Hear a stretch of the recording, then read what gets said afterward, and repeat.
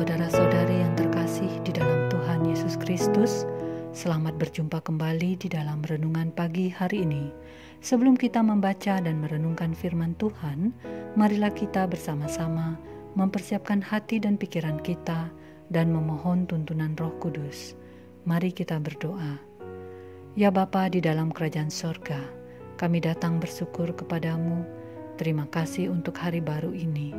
Kami diperkenankan untuk menikmatinya, dan kami juga bersyukur di mana kami boleh memiliki kesempatan untuk mendengar firman-Mu. Semua ini hanya karena kasih-Mu kepada kami.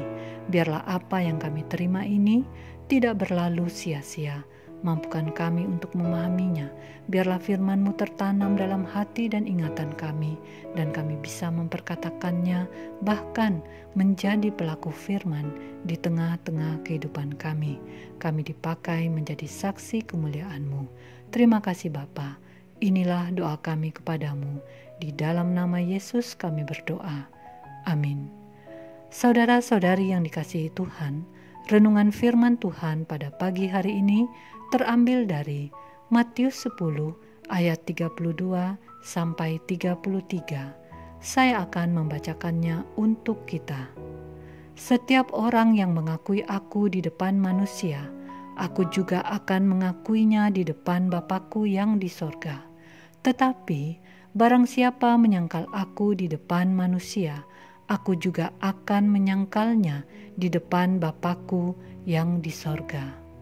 Saudara-saudariku yang terkasih, judul renungan pada pagi hari ini adalah bersedia mengakuinya di hadapan manusia. Saudara-saudari yang dikasihi Tuhan, ada banyak kesaksian yang kita dengarkan tentang orang-orang yang pada akhirnya percaya bahwa Yesus adalah Tuhan, Sang Juru Selamat, dan memutuskan untuk menerima Yesus di dalam kehidupannya, meninggalkan imannya yang lama. Pada awalnya, mereka menahan diri untuk berterus terang akan kepercayaannya tersebut kepada orang lain, menutupinya dengan berbagai alasan. Ada pula di antara kita orang percaya, memang orang Kristen, tetapi berusaha menyembunyikan kepercayaannya dari orang lain dengan berbagai pertimbangan. Alasan-alasan yang sering kita dengar adalah belum siap menerima penolakan, takut menimbulkan amarah keluarga, takut dikecilkan keluarga dan sahabat, takut akan ancaman keselamatan, takut kehilangan jabatan dan pekerjaan. Masih banyak alasan lainnya. Di dalam kelompok mayoritas berbeda iman, seorang Kristen juga sering menghindari pembicaraan yang bertopik agama karena perasaan malu dan cemas ditinggalkan kelompok, bahkan bisa juga menjadi olok-olokan temannya karena tidak jarang orang lain itu berpandangan keliru terhadap orang Kristen yang dianggapnya sebagai orang najis akibat memakan makanan tidak halal versi mereka, menuhankan manusia dan menyembah banyak Tuhan. Kurangnya pengetahuan dan kemampuan orang Kristen untuk menerangkan dan meluruskan anggapan keliru tersebut bisa juga menjadi pemicunya. Para pemimpin yang percaya kepada Yesus juga tidak berterus terang karena takut dikucilkan, sebagaimana diceritakan di dalam Yohanes pasal 12 ayat 42 sampai 43. Dalam kondisi tertentu, memang mengakui bahwa kita adalah pengikut Kristus akan sangat beresiko. Contohnya saja yang dilakukan Yusuf dari Arimatea yang harus dengan sembunyi-sembunyi karena takut kepada orang-orang Yahudi datang ke Pilatus meminta izin untuk mengambil mayat Yesus untuk diletakkannya di dalam kuburan sesuai adat Yahudi, dibantu oleh Nikodemus. Kisahnya dapat kita baca di Yohanes 19 ayat 38 sampai 42. Tetapi kita juga mendapati adanya public figure yang secara terang-terangan mengakui iman Kristennya di depan banyak orang. Contohnya saja adalah Agnes Monica saat ia menerima penghargaan.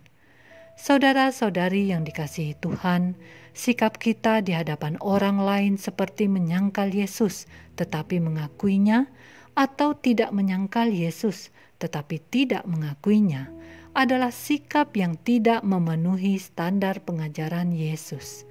Yang Yesus inginkan adalah kita harus mengakui dan tidak menyangkal Dia di depan manusia. Inilah salah satu di antara pesan-pesan Yesus kepada murid-muridnya saat mempersiapkan mereka, mengutus murid-muridnya untuk pergi memberitakan Injil.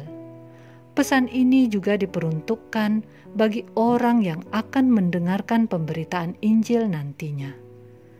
Ketika orang mendengar berita Injil lalu memilih untuk percaya, kita akan melihat apakah ia mau mengakui kepercayaannya atau tetap menyatakan penolakannya secara terbuka. Lebih luas lagi, kita dapat menyangkal Yesus lewat tindakan kita, bukan hanya lewat perkataan. Kita yang tidak bersikap jujur, tidak memaafkan musuh, berkata-kata kasar, dan tidak pantas, menipu, tidak berani menegur kesalahan, tidak menyatakan kebenaran, dan sebagainya yang melanggar ajaran Yesus, sama saja menyangkal Yesus, seolah pengajaran Kristus tidak berpengaruh di dalam kehidupan kita. Saudara-saudari yang dikasihi Tuhan, kita tidak boleh malu untuk mengakui Yesus. Di dalam hati kita percaya, dan dengan mulut kita mengaku, maka kita akan diselamatkan. Apabila kita malu mengakui Yesus, apabila kita menyangkal Yesus, apabila kita tidak mengakui Yesus, maka Ia juga malu akan kita. Ia juga akan menyangkal kita. Ia juga tidak akan mengakui kita di hadapan Bapa saat Ia datang di dalam kemuliaan Bapa di sorga. Ia tidak jadi menjadi juru selamat kita, tetapi sebaliknya akan mendakwa kita. Saudara-saudari yang dikasihi Tuhan, melalui firman-Nya, mari kita sungguh-sungguh mengenali Yesus yang disalib itu dan bersedia mengakuinya di hadapan manusia di dalam kehidupan sehari-hari kita. Demikianlah renungan pada pagi hari ini. Tuhan memberkati. Kita akan menutup renungan dalam doa. Tetapi jika saudara ingin didoakan secara khusus, hubungi email kami. Kerinduan kami agar channel ini menjadi berkat bagi banyak orang. Mari kita berdoa. Bapa kami yang di sorga, kami mengucap syukur untuk berkat firman Tuhan yang baru saja kami dengarkan. Ampunilah kami yang selama ini dengan kesadaran kami tidak berani mengakuimu. Ampuni kami yang telah menyangkal-Mu melalui perkataan, tindakan, dan tingkah laku kami sehari-hari. Kami menyadari kesalahan kami. Kami memohon, berikanlah kami kekuatan agar teguh di dalam iman kami dan mau terus mengenali-Mu melalui firman-Mu.